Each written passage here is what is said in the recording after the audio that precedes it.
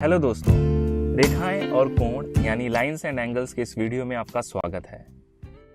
पिछले वीडियो में हम रेखाओं और कोण के आधारभूत पद और परिभाषाएं यानी basic terms and definitions of lines and angles पर चर्चा कर चुके हैं। आज हम रेखाओं और कोण के आधारभूत पद और परिभाषाओं से संबंधित कुछ प्रश्न हल करेंगे। चलिए शुरुआत हम अपने पहले प्रश्न से करते हैं। दी गई आकृतियों को देखकर उनकी पहचान कीजिए। दोस्तों, पहली आकृति को देखिए।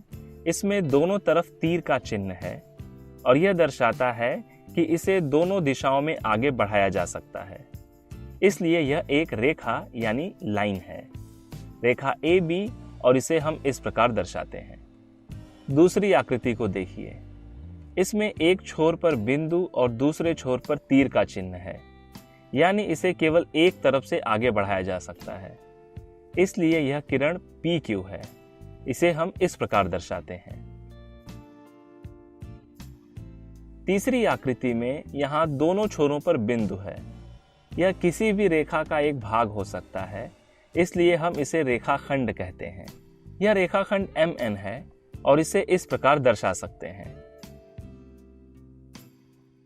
इस आकृति में एक कोण दिया हुआ है, कोण ABC, और इसे देखकर हम आसानी से कह सकते हैं कि इसका माप 90 अंश से कम है, इसलिए कोण ABC एक न्यून कोण है।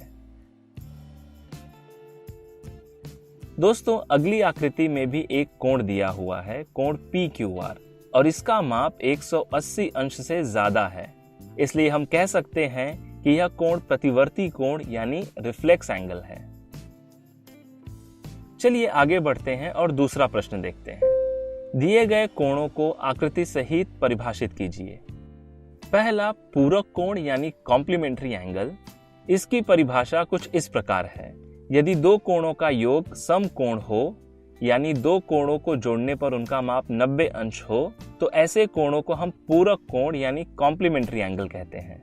जैसे इस आकृति को देखिए। कोण XYZ में कोण XYW का माप 30 अंश है और कोण WYZ का माप 60 अंश है। दोनों को जोड़ने पर हमें 90 अंश मिला, यानी यह दोनों कोण पूरक कोण यानी कॉम्प्लीमेंट्री एंगल है। चलिए अब समपूरक कोण की परिभाषा देखते हैं।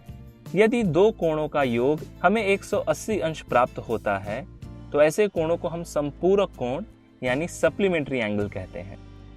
आकृति को देखिए। कोण PQR में कोण PQT का माप 60 अंश है और कोण TQR का माप 120 अंश है। दोनों को जोड़ने पर हमें 180 अंश मिल रहा है, इसलिए हम कह सकते हैं कोण PQT और कोण TQR समपूरक कोण यानी सप्लीमेंट्री एंगल हैं। अब हम शीर्षाभिमुख कोण यानी वर्टिकली ऑपोजिट एंगल की परिभाषा देखते हैं।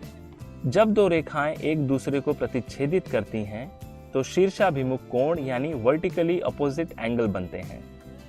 जैसे यहाँ रेखा AB और रेखा CD एक दूसरे को बिंदु O पर प्रतिच्छेदित कर रही हैं और हमें दो शीर्षाभिमुख कोणों के युग्म प्राप्त हो रहे हैं। पहला युग्म यानी पहली जोड़ी कोण AOC और कोण BOD है। दूसरा युग्म कोण AOD और कोण COB है। इस सत्र में बस इतना ही। आज हमने रेखाओं और कोणों के आधारभूत पद और परिभाषाएं यानी basic terms and definitions of lines and angles से संबंधित कुछ प्रश्न उत्तर देखे। मिलते हैं अगले वीडियो में। धन्यवाद।